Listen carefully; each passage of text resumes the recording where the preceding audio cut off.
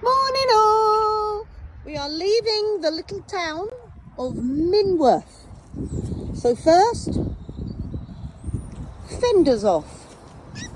They protect the boat from the side. Now, untie the front.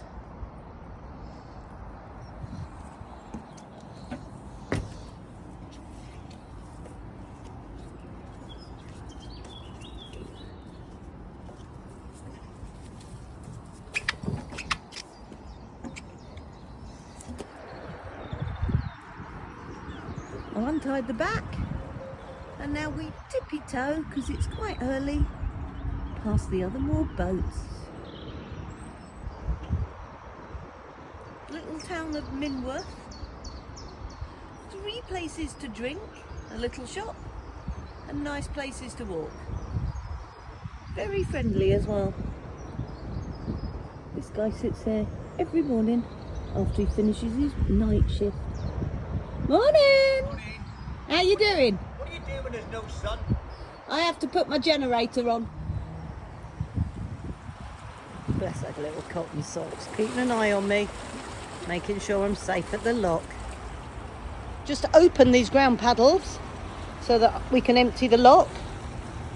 Lock is that high, needs to go down to there. So not far to go.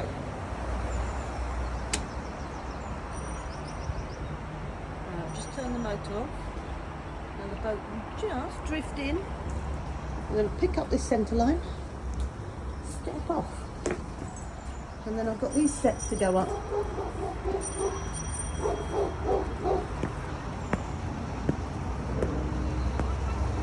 Marvellous.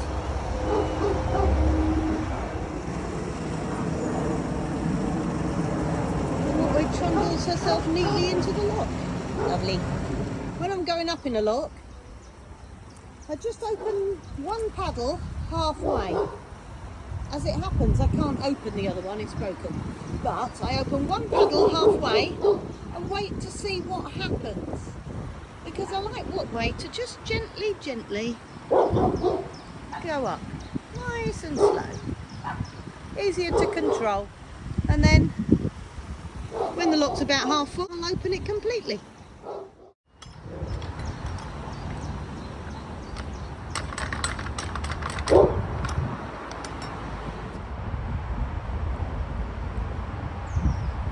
How lovely. Hello.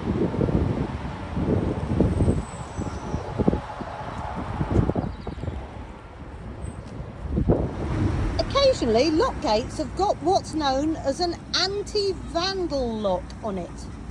See that bar? Well, that is preventing this mechanism from going up when you use your windlass.